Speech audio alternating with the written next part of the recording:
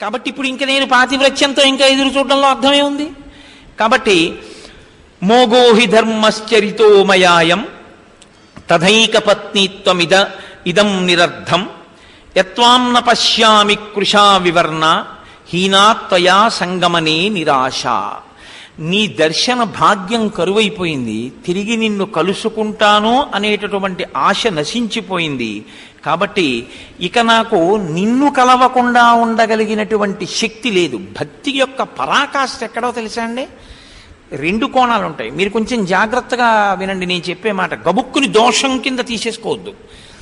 ఒకటి, నీవింత కృతజ్ఞుడవు కనుక, నువ్వు నన్ను పట్టించుకోలేదు కాబట్టి నీకో పాఠం చెప్పాలి, నేను రావణుడు కోరుకున్నట్టు ప్రవర్తిస్తాను, ఒక లక్షణం. అప్పుడు ఆ భక్తికి అర్థం లేదు. అంటే నువ్వు రక్షించలేదు కాబట్టి నా ఇష్టం వచ్చినట్లు నేను ప్రవర్తిస్తాను, అప్పుడు అది భక్తి ఎలా అవుతుంది? రెండోది ఏమిటి? నువ్వు నన్ను వచ్చి రక్షించలేదు కనుక, నిన్ను చూడకుండా నేను ఉండలేను కనుక, నేను ఈ శరీరంలో ఉండి నిన్ను చూడకుండా ఈ మాంసనేత్రాలు ఈ మనసు తట్టుకోలేవు కనుక, ఇంత బాధపడే కన్నా ఈ బాధలకి చరమాంకంగా నేను ఈ శరీరాన్ని వదిలిపెట్టేస్తాను. ఇప్పుడు ఇది భక్తి వ్యగ్రత. కాబట్టి మొదటి కోణాన్ని తీసుకుంటే భక్తిలో దోషం. ఆ భక్తి యొక్క వ్యగ్రత చాలా తీవ్రమైపోయిందని గుర్తు ఏమిటంటే, అసలు ఇంక ఈ శరీరంతో ఉండనంటాం. శరీరంతో ఉండనండం మరి ఒప్పేనా అండి? ఖచ్చితంగా తప్పే, ఉండను అని అనకూడదు. కానీ ఆ వ్యగ్రత అటువంటిది. ఆ వ్యగ్రతలో ఆవిడ అంత మాట అంది. కాబట్టి నేను ఉండలేను. సాజీవితం క్షిప్రమహం త్యజేయం విషేణ శస్త్రేణ శితేన వాపి విషస్య దాత నహిమేస్తి కశ్చిత్ శస్త్రస్య వా వేష్మని రాక్షసస్య. కాబట్టి ఇప్పుడు ప్రాణం విడిచిపెట్టేయడం అంటే అది ఏదో అదేంటే ఓ ఎండిపోయిన పుష్పమాల తీసి విడిచిపెట్టేయడంతో సమానం కాదు. అది విడిచిపెట్టేయడానికి ఒక రెండు సాధనములు కావాలి. కాస్త విషం ఇవ్వాలి, ఇస్తే తాగేస్తే వెళ్ళిపోతుంది ప్రాణం. లేకపోతే ఒక పదునైన ఆయుధం ఒకటి దొరకాలి, దొరికితే దాంతో పొడి చేసుకుంటే చచ్చిపోవచ్చు. నాకు ఈ రెండు ఇచ్చేవాళ్ళు ఎవరంది ఆవిడ. ఇప్పుడు ఆవిడ ఎప్పుడు శాంతిగా ఉంటుంది? ఆవిడ మొగుడి మీద అలిగొచ్చి ఏడవట్లేదు, మొగుడు కనపట్టం లేదని ఏడుస్తాను. ఇప్పుడు ఆవిడ్ని భర్త దగ్గర వదిలేస్తే సంతోషంగా ఉంటుంది. వదలడం అలా ఉండలేదు, చచ్చిపోతుంది. విషం ఒక ఆయుధం, వాడు కాదు, ఎవ్వరు ఇవ్వరు. ఇది రాక్షసత్వము యొక్క పరాకాష్ఠ అని ఆవిడంది. ప్రవేశమానా పరిశుష్క వక్త్ర నగోత్తమం పుష్పిత అససాద.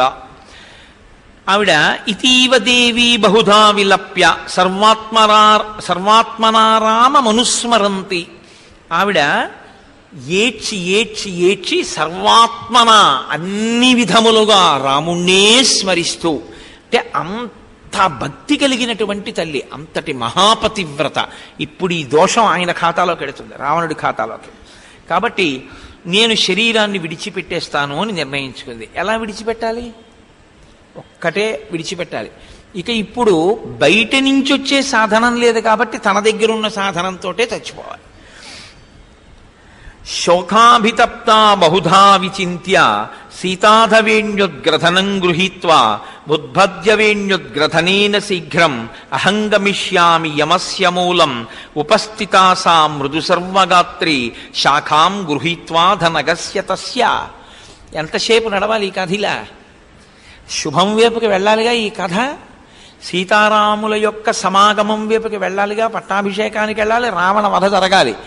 రావణ వధ జరగాలి అంటే ఇప్పుడు పైన కూర్చున్న ఆయన మాట్లాడడం మొదలు పెట్టాలి, ఆ ఉంగరం ఇచ్చేయాలి. ఆయన పారవశ్యంతో చూస్తున్నారు ఆవిడ్ని, ఆవిడ పాతివ్రత్యానికి పొంగిపోతున్నారు. కాబట్టి తలంపులు ఈశ్వరుని యొక్క అనుగ్రహము అని మీరు అంగీకరించగలిగితే, ఆవిడ అలా ఇప్పుడు నిర్ణయం చేసుకుంటే తప్ప హనుమ మాట్లాడరు. కాబట్టి ఆ ఆలోచన ఆవిడికి వచ్చింది అంటే అది ఈశ్వరుడి యొక్క శాసనము అని మీరు అనాలి. ఎప్పుడూ మహర్షి మాట అంటున్నారు, ప్రతి చోట కూడా యాదృచ్ఛికం, ఇది ఈశ్వరుని యొక్క ఆజ్ఞ. లేకపోతే కాలచోదిత, కాలుని చేత అలా ప్రేరేపింపబడినాడు, ఎప్పటికప్పుడు మహర్షి చెప్తున్నారు. కాబట్టి ఇది కూడా ఈశ్వర సంకల్పమే. కాబట్టి ఆవిడికి అటువంటి ఆలోచన ఇప్పుడు కలిగింది. కలిగి ఆవిడ ఉద్బధ్యవేణ్యుద్గ్రధనేన శీఘ్రం. ఆవిడ తన జుత్తు ముడి విప్పి, చాలా పొడుగాటి కేశపాశం ఉంది అని మహర్షి వర్ణించారు కాబట్టి ఆ జుత్తునే కంఠానికి ఉరి కింద పోసుకుని పుష్పించినటువంటి ఒక శిశుపావృక్షపు కొమ్మనొక దాన్ని ఉంచి ఆ కొమ్మకి వేసి ఆ జుత్తు యొక్క రెండవ కొసని ముడివేస్తోంది. ఇప్పుడు ఆ కొమ్మ పైకి లేచిపోతే ఆవిడ ఉరికి వ్రేలాడి తన కేశపాశము చేత తాను మరణించాలని. దాంట్లో ఒక వ్యగ్రత కూడా ఉంది. అది ఎలా ఉంటుందంటే, ఒక్కొక్కసారి ఆవిడ మీద అంత మోహం చెందడానికి సాధారణంగా లోకంలో కారణం ఏం చెప్తారంటే, స్త్రీ కేశపాశమే పురుషుని వ్యామోహమునకు కారణమని చెప్తారు. కాబట్టి ఇదిగో రావణుడు నన్ను మోహించడానికి, నా మీద వ్యామోహపడడానికి కారణం ఏదో అదే నా మరణానికి కూడా కారణం కావాలి. అంత కోపానికి కొంతమంది చూడండి, తప్పు చేసేస్తారు, చేసేసి ఈ దిక్కుమాలిన చేతులతోనే కొట్టానని చెయ్యి కాల్చుకుంటాడు. ఒక్కొక్కడు చేసింది తప్పు, పూజ కూడా చేస్తుంది. నీ మనసుని సంస్కరించాలి. నీ మనసుని సంస్కరించకుండా నువ్వు కర్మేంద్రియాల్ని బాధ పెడితే అవేం చేస్తాయి? నువ్వు టీవీ చూడమంటే టీవీ చూస్తాయి, గాయత్రి చేయమంటే గాయత్రి చేస్తాయి. నువ్వు ఏది చేయమన్నావు అన్నది నీ మనసు యొక్క అధ్యవసాయాన్ని బట్టి ఉంటుంది. నీ మనసు అలా ఆజ్ఞాపించగలిగిన శక్తి కలిగినదైతే ఎంతసేపు వినోదాన్ని ఇవ్వాలో అంతసేపు వినోదం ఇస్తుంది. లే అంటే లేస్తుంది. దీనిదే ఉందండి, బానిస. లోపల ఉన్న మనసుకి బానిస ఈ శరీరం. శరీరాన్ని శాసించగలిగినటువంటి ప్రభువు సంస్కరింపబడాలి. కాబట్టి ఇప్పుడు ఆవిడ ఆ జుత్తుతోటి ఉరిపోసుకోవడానికి సిద్ధపడింది. ఆ సమయంలో తల్లికి కొన్ని శుభ నిమిత్తములు కనపడ్డాయి. ఇతపూర్వం కూడా కనపడ్డాయి. త్రిజట చెప్పింది, ఇప్పుడు మళ్ళీ కనపడ్డాయి. తస్యాశుభం వామమరాళ పక్ష్మ రాజీవృతం కృష్ణ విశాల శుక్లం ప్రాసందతైకం నయనం సుకేశ్య మీనాహతం పద్మమివాభితామ్రం. ఆవిడ ఎడమ కన్నదిరింది. మహర్షి హనుమ నేత్రాల్లోంచి చూస్తున్నారు రామాయణ కావ్యాన్ని. ఆవిడ ఎడంకన్నదిరిందని చెప్పరు. ఆవిడ ఎడమ కన్నదిరితే పద్మపలాశాక్షి కదా ఆవిడ పద్మము ఎలా ఉంటుందో ఆవిడ యొక్క కన్ను అలా ఉంటుంది. కాబట్టి ఇప్పుడు ఆయన అన్నారు, బాగా నీటితో నిండి ఒక సరోవరం ఉంది, దాని మీద ఒక తామర పువ్వు అరవిరిసి ఉంది. ఇప్పుడు నీటి మీద తామర పువ్వు ఉంది అంటే నీటిలో కాడ ఉంది అని గుర్తే కదా. ఆ కాడ కొద్దిగా పైకొచ్చిన ఆ కాడ మీద పువ్వు ఉంటుంది. ఇప్పుడు ఆ లోపల ఉన్నటువంటి కాడ దగ్గరికి నీటి లోపల ఒక చేప వెళ్ళి నిలబడింది. చేప నిలబడినప్పుడు తోక ఎక్కువ ఊపదు, మళ్ళీ ప్రయాణం మొదలెట్టగానే తోకిలా అంటుంది. తామర కాడ పక్కకెళ్ళి చేప నిలబడింది. మళ్ళీ ఆ చేప తన ప్రయాణాన్ని మొదలుపెట్టింది. మీకు తామర పువ్వు కనపడుతుంది కానీ నీటిలో ఒక చేప వెళ్ళి కాడ పక్కన నిలబడడం మీకు కనపడదు. అది మళ్ళీ ప్రయాణం మొదలు పెట్టడము మీకు కనపడదు. కానీ అది మళ్ళీ వెడుతూ ఏం చేసిందంటే ఇలా అంది. అంటే తోక వెళ్ళి తామర కాడకి తగిలింది. ఇప్పుడు ఆ కాడ కొద్దిగా నీళ్లలో ఇలా కదిలింది. ఇలా కదిలితే పైనున్న కాడ కూడా కొద్దిగా ఇలా కదిలింది. కదిలితే దాని మీద ఉన్న పువ్వు ఇలా కదిలింది. ఇలా పువ్వు కదిలితే ఎంత బాగా ఉంటుందో అమ్మవారి ఎడం కన్ను అంత బాగా అదిరింది. తస్యాశుభం వామమరాళ పక్ష్మ రాజీవృతం కృష్ణ విశాల శుక్లం ప్రాసందతైకం నయనం సుకేశ్య మీనాహతం పద్మమివాభితామ్రం.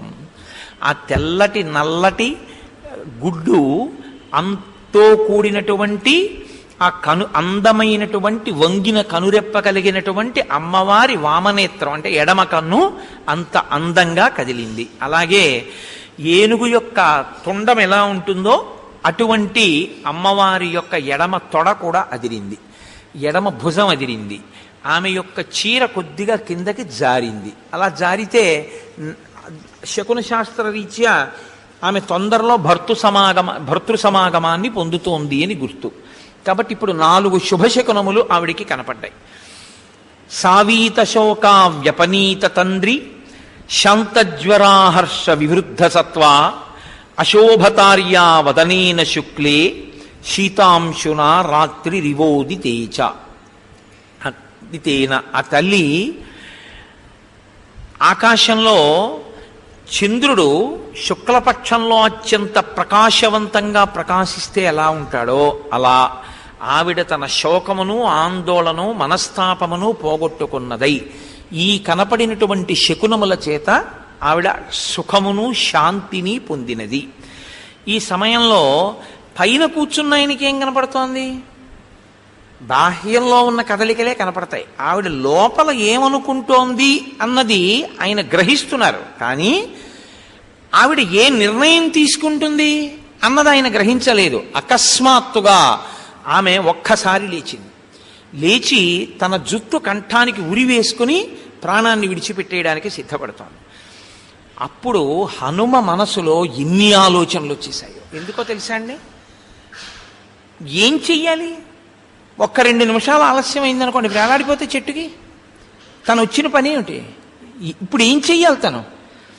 దాన్ని మహర్షి ఒక సర్గలో చేశారు. ఆయనకి కలిగిన సంకల్ప వికల్పములు మనస్సు, బుద్ధి నిర్ణయం చెయ్యాలి. ఆయన బుద్ధిమతాం వరిష్టం. ఇన్ని ఆలోచనలు ప్రవహిస్తే ఇప్పుడు నిర్ణయం చేసుకోవాలి. ఆ నిర్ణయం ఏ సామాన్యమైన నిర్ణయం కాదది.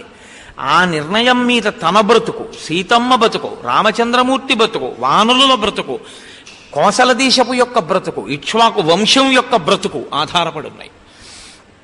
కాబట్టి మహర్షి అంటారు, తతో బహువిధాం చింతాం చింతయామాస వానరః సమాశ్వాసయితుం భార్యాం ప్రతిదర్శన కాంక్షిణీం అదృష్ట దుఃఖాం దుఃఖార్తాం దుఃఖస్యాంతమగచ్చతీం అనాశ్వాస్య గమిష్యామి దోషవద్గమనం భవేత్ గతేహి మయి తత్రేయం రాజపుత్రీ యశస్విని పరిత్రాణమవిందంతి జానకీ జీవితం త్యజేత్ యది వాచం ప్రదాస్యామి ద్విజాతిరివ సంస్కృతాం రావణం మన్యమానామాం సీతా భీతా భవిష్యతి వానరస్య విశేషేణ కథం స్యాదభిభాషణం అవశ్యమేవ వక్తవ్యం మానుషం వాక్యమర్థవత్ మయా సాంత్వయితుం శక్యా నాణ్యధేయమనిందిత సేయమాలోక్య మే రూపం జానకీ భాషితం తథా రక్షోభిస్త్రాసితా పూర్వం భూయస్త్రాసం గమిష్యతి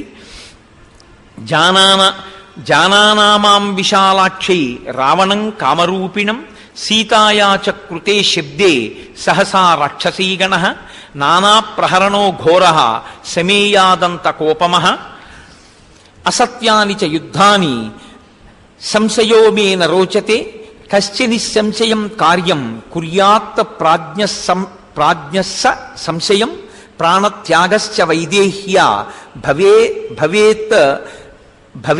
భవేదనభిభాషణే ఏష దోషో మహాన్ హి స్యాత్ మమ సీతాభిభాషణే భూతాశ్చార్థా వినశ్యంతి దేశకాల విరోధితాః విక్లబం దూతమాసాద్య తమ సూర్యోదయే యథా అర్ధానర్ధాంతరే బుద్ధిః నిశ్చితాపి న శోభతే ఘాతయంతి హి కార్యాణి దూతాః పండితమానినః న వినశ్యేత్ కథం కార్యం వైక్లభ్యం న కథం భవేత్ లంఘనం చ సముద్రస్య కథం ను న వృధా భవేత్ రామమక్లిష్ట కర్మాణం స్వబంధుమనుకీర్తయన్ నైనాముద్వేజయిష్యామి తద్బంధుగతమానసాం ఇక్ష్వాకూణాం వరిష్ఠస్య రామస్య విదితాత్మనః శుభాని ధర్మయుక్తాని ప్రవచాని సమర్పయన్ శ్రావయిష్యామి సర్వాణి మధురాం ప్రబ్రువన్ గిరం శ్రద్ధాస్యతి యథా హీయం తథా సర్వం సమాదధే ఏవం బహువిధాం చింతాం చింతయిత్వా మహామతిః సంస్రవే మధురం వాక్యం వైదేహ్య వ్యజహారః అంటారు. ఎన్ని ఆలోచనలు దొర్లిపోయాయో చూడండి ఆయనకి. నేను ఇంత దూరం వచ్చి చెట్టు మీద కూర్చున్నాను. 100 యోజనముల సముద్రాన్ని గడచి లంకాపట్టణంలో ప్రవేశించాలి అంటే అది సాధ్యం కాదు అని దక్షిణ దిక్కుకొచ్చినటువంటి కొన్ని వేల వానరములు దాటలేక ఉత్తర తీరంలో ఉండిపోయాయి. నన్ను నమ్మి వాళ్ళు పంపించారు. ఇప్పుడు నేను వెళ్ళి చెప్పేటటువంటి శుభవార్తను బట్టి ఆ వానరుల యొక్క బ్రతుకు నిర్ణయింపబడి ఉంది. ఇంత దూరం వచ్చి నేను సీతమ్మ దర్శనం చేశాను. ఇంత దూరము వచ్చి సీతమ్మ దర్శనం చేసిన వాణ్ణి ఆవిడ ఉరిపోసుకుంటున్నప్పుడు మాట్లాడకుండా ఊరుకుని సీతమ్మని దర్శించాను. కానీ ఆవిడ ఉరిపోసుకుందని నేను వెనక్కి వెళ్ళి చెప్తే రాముడు బతకడు, లక్ష్మణుడు బతకడు, భరతశత్రుఘ్నులు బతకరు, కౌసల్య, సుమిత్ర, కైకేయి, సుగ్రీవుడు, ఇక్ష్వాకు వంశం, వానర వంశం 2 నశిస్తాయి. కాబట్టి ఇప్పుడు నేను మాట్లాడకుండా ఉండకూడదు. నేను ఈవిడికి ఉపశాంతి కల్పించాలి, మాట్లాడాలి. ఒకవేళ నేను మాట్లాడదామంటే సంస్కృతంలో బ్రాహ్మణుడిలా మాట్లాడితే ఒక వానరమేమి సంస్కృతంలో మాట్లాడడమేమి అని అనుమానపడుతుంది. సామాన్యమైన మనుష్య భాషలో మాట్లాడదామంటే ఇక్కడ ఉండేటటువంటి మిగిలిన ఆ రాక్షసీ స్త్రీలు వింటారు. విన్న తరువాత ఒక కోతి మనుష్య భాషలో ఎలా మాట్లాడుతోంది అని అనుమానం వచ్చి, నేను సీతమ్మ వంక చూస్తున్నానని సీతమ్మ నా వంక చూస్తోందని వాళ్ళు అనుమానపడి నన్ను పట్టుకోవడానికి ప్రయత్నిస్తారు. అప్పుడు యుద్ధం జరుగుతుంది. యుద్ధం జరిగిన తర్వాత జయాపజయములు విధి నిర్ణీతములు. నేను సముద్రాన్ని దాటవచ్చు, దాటలేకపోవచ్చు. నేను తిరిగి వెళ్ళవచ్చు, వెళ్ళలేకపోవచ్చు.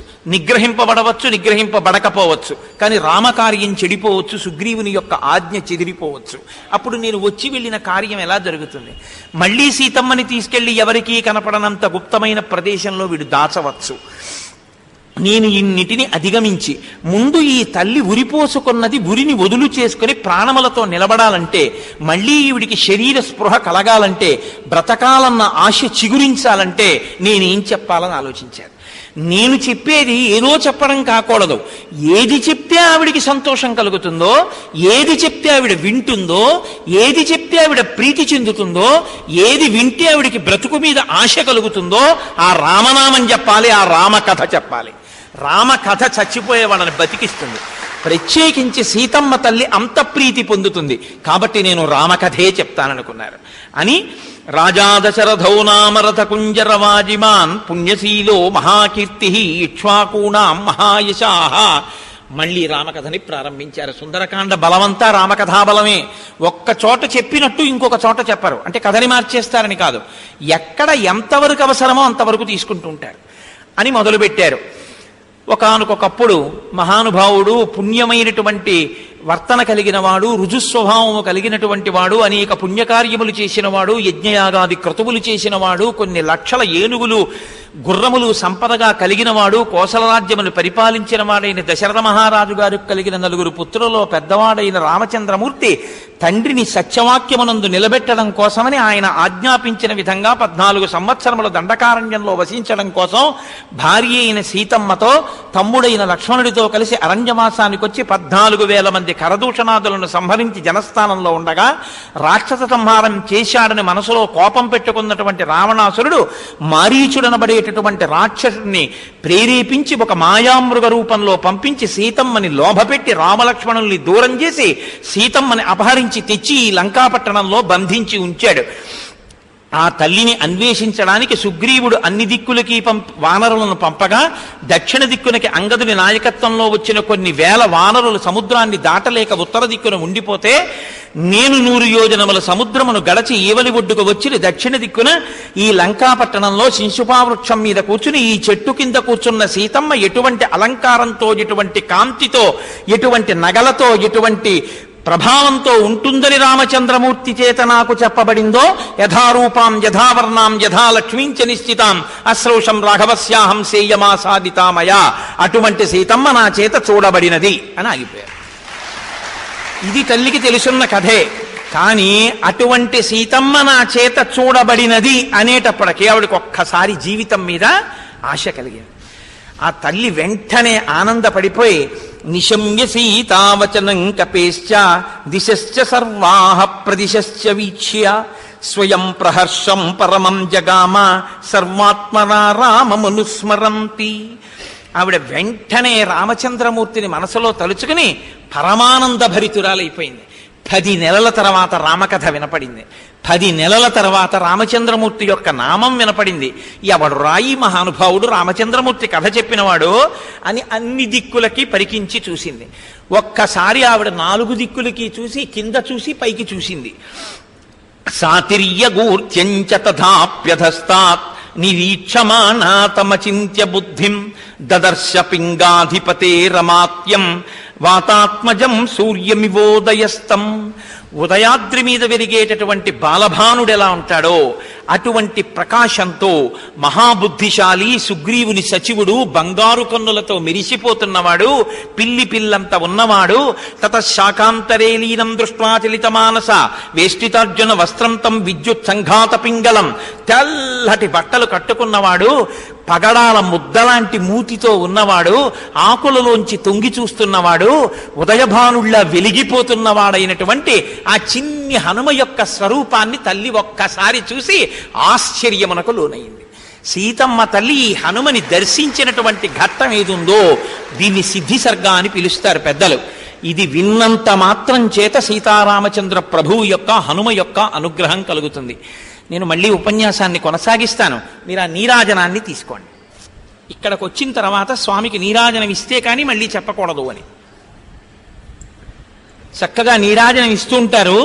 మనం అందరం కూడా శ్రీరామదూతం శిరసా నమామి అదొక్కసారి చెప్దాం. నేను మకుటం చెప్తాను, మీ అందరూ ఆ మాట చెప్పండి. స్వర్ణ పింగళభా స్వర నేత్రయుగళం చలితమకర కుండల గండ భాగం సమలంకృత దివ్య స్వర్ణోపవీతం మంజు మంజీర మహిత పదాబ్జం దినమణి శతనిభ దివ్య ప్రకాశం దాసముఖాంభోజ దశశతభానుం వాల్మీకి కృత కావ్య వరసరోహంసం రామలావాణ్యాభ్రరాగమయూరం రామచంద్రపాద రాజీవ మధుపం శ్రీరామ సుగ్రీవ సఖ్యోల్లాసం రామచంద్రదత్త రమణీయ భూషం సీతానివేదిత శ్రీరామకుశలం. ఓ ఇవాళ మనం గొప్ప సిద్ధిసర్గ విన్నాం, చాలా సంతోషం. అందరూ ఆ నీరాజనాన్ని స్వీకరించండి. జై శ్రీమద్ రమారమణ గోవింద జై శ్రీరామ్. సీతారామచంద్ర ప్రభువుకి, హనుమత్ సమేత శ్రీ సీతారామచంద్ర ప్రభువుకి, శ్రీ సీతారామచంద్ర ప్రభువుకి. హరి ఓం. తతశాఖాంతరే లీనం దృష్ట్వా చలితమానస వేష్టితార్జున వస్త్రం తం విద్యుత్ సంఘాత పింగళం. మెరిసిపోతున్నటువంటి బంగారం ఎలా ఉంటుందో అటువంటి పోత పోసినటువంటి బంగారంలా ఉన్న శరీరంతో తెల్లటి బట్టలు కట్టుకున్నవాడై, హనుమకెప్పుడు తెల్లటి వస్త్రములు కట్టాలి కాబట్టి ఆ మెరిసిపోతున్న బంగారు నేత్రములతో ఉన్న హనుమని తల్లి చూసింది. సాదదర్శ కపిం తత్ర ప్రసృతం ప్రియవాదినం పుల్లాశోకోత్కరాభాసం తప్త చామీకరేక్షణం సాధదృష్ట్వా హరిశ్రేష్టం వినీత వదవస్థితం మైథిలీ చింతయామాస విస్మయం పరమంగత. ఆ తల్లి పుష్పించినటువంటి అశోక వృక్షానికి ఉన్న పుష్పం ఎలా ఉంటుందో అలా ఉన్నటువంటి ఆ హనుమ యొక్క స్వరూపాన్ని చూసి ఆ తల్లి ఒక్కసారి విస్మయానికి లోనైపోయింది. ఏమిటి, నాకేమిటి, కోతి కనపడ్డం ఏమిటి అని ఆశ్చర్యపోయింది. అహో భీమవిదం రూపం వానరస్య దురాసదం దుర్నిరీక్షమితి జ్ఞాత్వా పునరేవ మమోహస విలలాప భృశం సీత కరుణం భయమోహిత రామ రామేతి దుఃఖార్త లక్ష్మణీతి చ భామిని రురోద బహుధా సీత మందం మందస్వరాసతి సాతం దృష్ట్వా హరిశ్రేష్టం వినీత వదుపస్థితం మైథిలీ చింతయామాస స్వప్నోయమితి భామిని. ఆ తల్లి ఒక్కసారి ఆ భీమరూపుడైనటువంటి ఆ హనుమని చూసి చాలా విస్మయాన్ని పొందినదై, ఇటువంటి కోతి నాకు కనపడింది, స్వప్నంలో కోతి కనపడకూడదు, దుర్నిమిత్తం అంటారు, కాబట్టి నాకు కలలో కోతి కనపడింది, కనపడినటువంటి కోతి నాకు ఇటువంటి రామకథ చెప్పింది కానీ అని ఆ తల్లి అనుకుంటోంది. స్వప్నేమయాయాం వికృతోద్యదర్ష్ట శాఖాం మృగాశాస్త్రగణైర్నిషిద్ధ స్వస్యస్తు రామాయ సలక్ష్మణాయ తథాపితుర్మే జనకస్య రాజ్ఞ.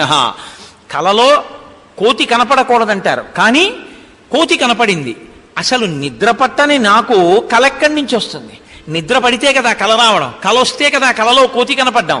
పైగా ఆ వానరం మాట్లాడిన మాటలు నాకు స్పష్టంగా వినపడుతున్నాయి. కానీ నన్ను మోహమునకు గురి చెయ్యడానికి మళ్ళీ ఈ రూపంతో ఎవరైనా వచ్చారేమో అనుకుని ఇది వేటు పడిపోవడం అంటే.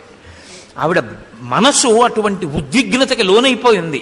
అనుకుని ఆ తల్లి అంది, ఒకవేళ నిజంగా ఈ కపివరుడు చెప్పినటువంటి కథ నిజమైతే, నిజంగా ఇంత శుభం జరిగి ఉంటే, ఒకవేళ కలలో కోతి కనపడకూడదు అని శాస్త్రం కాబట్టి, ఒకవేళ నిజంగా నాకు కలలోనే కనపడి ఉంటే నాకు ఏదో పెద్ద ఆపద సంభవిస్తోందని గుర్తు. నాకు ఆపద అంటే నా ఆపద ఆపద కాదు, ఇది పాతివ్రత్యం అంటే. రామునికి ఆపద నాకాపద ఇంకొకటి ఉండదు. రాముని ఆపదే నా ఆపద. కాబట్టి స్వస్యస్తు రామాయ సలక్ష్మణాయ, లక్ష్మణునితో కూడిన రాముడు శుభముగా సంతోషముగా ఉండుగాక. తథాపితుర్మే జనకస్య రాజ్ఞః, ఇది ఆడపిల్ల యొక్క హక్కు. మా నాన్నగారు జనక మహారాజు గారు సుఖముగా ఉండుగాక. ముందు మెట్టినింటి వారిని తలుచుకోవాలి, తర్వాత పుట్టింటి వారిని తలుచుకోవాలి. 2 వంశములు సంతోషముగా ఉండుగాక అనుకుని, నాకు నిద్రేరాంది కల ఎక్కడి నుంచి వచ్చింది? కాబట్టి నేను కలలో చూడలేదు, నేను రామవిరహంతో బాధపడుతున్నాను. ఇటువంటప్పుడు నాకు ఈ రామకథ వినపడుతోంది, పైగా స్పష్టమైన రూపంతో నాకు ఈ వానరం కనపడుతోంది అని ఆ తల్లి ఒక్కసారి నమస్కారం చేసింది. నమోస్తు వాచస్పతయే సవజ్రిణే స్వయంభువే చైవ హుతాశనాయ చ అనేన చోక్తం యదిదం మమగ్రతో వనౌకసా తచ్చ తదాస్తు నాన్యథా అంది. ఆ తల్లి సీతమ్మ అంటే సీతమ్మే. ఆవిడంది నమోస్తు వాచస్పతయే సవజ్రిణి, నేను బ్రహ్మగారికి నమస్కరిస్తున్నాను, బృహస్పతికి నమస్కరిస్తున్నాను, ఇంద్రుడికి నమస్కరిస్తున్నాను, అగ్నిహోత్రుడికి నమస్కరిస్తున్నాను, నేను విన్న మాటలో నిజమగుగాక. ఏమీ నలుగురికి ఎందుకు నమస్కరించాలి అంటే, ఎప్పుడూ సత్యవాక్కుని సత్యముని పాటించమని దేవతలకందరికీ చెప్పేటటువంటి గురువు బృహస్పతి. అందుకని ఆయన వాక్కుల చేత సంస్కరిస్తాడు. ఆయన చెప్పిన వాక్కులు విని జీవితం దిద్దుకునేటటువంటి లక్షణం ఉన్నవాడు ఇంద్రుడు. చతుర్ముఖ బ్రహ్మగారు లోకమునకంతటికీ ప్రమాణమైనటువంటి వేదవాక్కుని ఆధారంగా చేసుకుని ఎప్పుడూ వేదవాక్కుని వల్లిస్తూ సృష్టి చేస్తూ ఉంటారు. అలాగే ప్రతి మనిషి యొక్క నాలుక మీద కూడా అగ్నిహోత్రము వాక్కుకి అధిష్టాన దేవతగా ఉంటుంది, ఉండి మాట పలికిస్తుంది. మాటకు అధిష్టానం అగ్నిహోత్రుడు. కాబట్టి మాటలన్నిటికీ కూడా అధిష్టానమైనటువంటి ఈ నలుగురు ఎవరున్నారో వాళ్ళకి నేను నమస్కరిస్తున్నారు. వాళ్ళు ఈ పైన వానరము చెప్పినటువంటి మాటలు ఏ ఉన్నాయో అవి నిజమయ్యేటట్టు చూడుగాక. ఈ చెప్పిన కథ అనృతము కాకుండుగాక, అబద్ధము కాకుండుగాక, ఇదియే సత్యమగుగాక అని ఆ తల్లి నమస్కారం చేసింది. వెంటనే హనుమ 2 చేతులు శిరస్సుకి తగలకుండా ఇలా పైకి పెట్టి నమస్కారం చేస్తూ దాసాంజనేయుడై మహాభక్తుడై వినమ్రుడై అత్యంత వినయంతో కొమ్మల మించి కొద్దిగా కిందికి దిగి వచ్చి అమ్మవారి పాదాల దగ్గర నిలబడి చిన్న పిల్లంత రూపంతో వినయంతో నమస్కరించి మాట్లాడుతున్నారు. సీతమ్మ తల్లి దర్శనం చేత ధన్యత పొందానన్న ఆలోచన తప్ప, నేను సీతమ్మకేదో ఉపకారం చేశానన్న ఆలోచన సుందరకాండని మీరు 1,000,000 దీపాలు వేసి వెలితికినా ఎక్కడా కనపడదు. అందుకే సీతమ్మ యందు పరమభక్తి తత్పరుడు హనుమాని మాత్రమే చెప్పవలసి ఉంటుంది. ఆమె దర్శనము చేత పులకాంకితుడైన వాడు హనుమాని మాత్రమే మీరు చెప్పవలసి ఉంటుంది సుందరకాండలో. కాబట్టి శిరస్యంజలి మాధాయ సీతాం మధురయాగిరా, మధురమైన వాక్కులతో శిరస్సును అంజలి ఘటించి ఆయన మాట్లాడుతున్నారు. కానుపద్మపలాసాక్షి క్లిష్ట కౌశేయవాసిని ద్రుమస్య శాఖామాలంబ్య తిష్టసిత్వం అనిందితే. అమ్మా, ఎవరమ్మా పద్మముల వంటి కన్నులు కలిగి ఉన్నావో, నలిగిపోయినటువంటి పట్టుబట్ట కట్టుకున్నావో, ఆ అశోక వృక్షము యొక్క కొమ్మని ఊంచి శరీరమును దానికి ఆధారం చేసి నిలబడి ఉన్నావు తల్లి, నువ్వు సురాణాం వా నాగ గంధర్వ రక్షసాం యక్షాణం కిన్నెరాణం వా కాత్వం భవసి శోభనే కోనుపుత్ర పితా భ్రాత భర్త మాతే సుమధ్యమే అస్మాల్లోకాదముం లోకం గతత్వమనుశోచసి రావణేన జనస్థానాత్ బలాదపహృతాయది సీతాత్మసి భద్రంతే తన్మమా చక్షుపృచ్ఛతః. అమ్మా, నువ్వు నిజం చెప్పు, చంద్రునికి దూరమై భూమి మీదకి వచ్చినటువంటి రోహిణివా, వశిష్ఠుని మీద కోపం వచ్చి వచ్చినటువంటి అరుంధతివా, నువ్వు తల్లి దేవ యక్ష గంధర్వ కిన్నెర కింపురుషాది జాతులకు తింజన దానివా, నువ్వు ఊపిరి విడిచిపెడుతున్నావు, భూమికి నీ పాదాలు తగులుతున్నాయి, నీ యొక్క రూపం చూస్తే ఎవరో ఒక మహారాజుకి ఇల్లాలి అనిపిస్తోంది. అమ్మా, ఉన్న యథార్థంగా చెప్పు, జనస్థానంలో రావణుని చేత అపహరింపబడిన మా అమ్మ జానకీమాతవా అమ్మా నువ్వు? అమ్మా చెప్పమ్మా అని అడిగారు. తెలియదా హనుమకి? ఆమె సీతమ్మ అని తెలియదా? మరి ఎందుకు అడుగుతున్నారు ఈ మాట అంటే, ఆవిడని స్వస్థతలోకి తీసుకురావాలి. అసలు ఆవిడ పరిపూర్ణంగా తనని నమ్మాలి. నమ్మితే తప్ప తాను రామదాసుండని రాముడంత ప్రయత్నం చేస్తున్నాడని అమ్మా నువ్వు బెంగ పెట్టుకోవద్దని ఆవిడ్ని ఊరడించగలుగుతారు. లేకపోతే రాక్షస స్త్రీలు నమస్కరించినంత మాత్రాన ఉపశాంతి పొందకుండా అటువంటి రావణుడున్నాడు అని ఆవిడ సంతోషంతో ఉండకుండా బెంగ